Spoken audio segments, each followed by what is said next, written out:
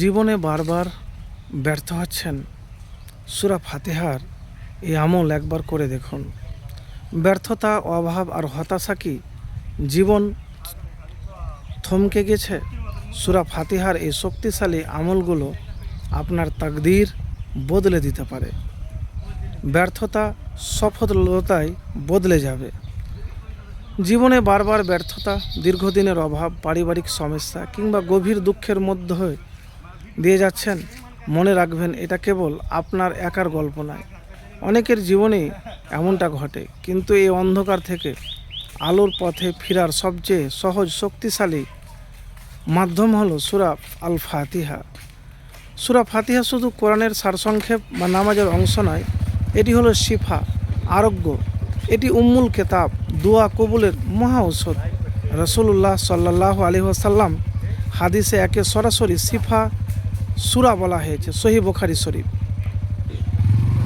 অনেক বড় বড় আলেম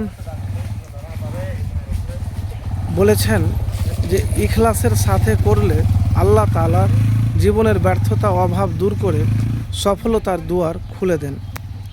তো ব্যর্থতা ও সমস্যা দূর করার 3টি শক্তিশালী পরীক্ষিত আমলের কথা বলবো।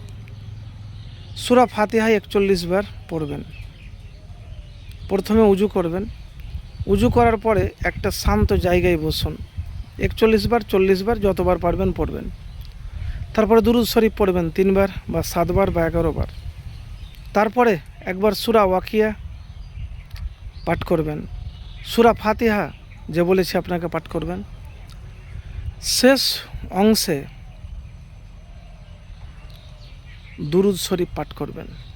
মানে প্রথমে 3 বার দুরূদ, পরেও 3 বার দুরূদ। আপনি বেশি করতে পারেন, কমও করতে পারেন। দোয়া, এবার হাত তুলে আল্লাহর কাছে আপনার ব্যর্থতার দূর হওয়ার, রিজিকের প্রশস্ততা এবং মনের শান্তির জন্য আকুতি জানান। কখন করবেন? ফজরের পর, মাগরিবের পর অথবা শেষ রাতে তাহাজ্জুদের সময় করলে সবচেয়ে বেশি কার্যকর। আর চলতে ফিরতে ইয়্যাকা না'বুদু ওয়া ইয়্যাকা নাস্তাঈন বেশি বেশি করে পড়বেন, বেশি বেশি করে পড়বেন। তো প্রিয় ভাই, একবার এই আমল করে দেখুন। আমল শেষে আল্লাহর কাছে দুয়াতে নিজের অভাব আর সমস্যার কথাগুলো খুলে বলুন।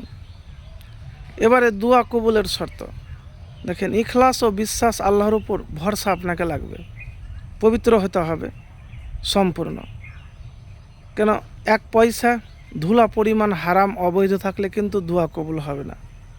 তো প্রিয় ভাই, একবার করে দেখুন, ইনশাআল্লাহ ফলাফল পাবেন।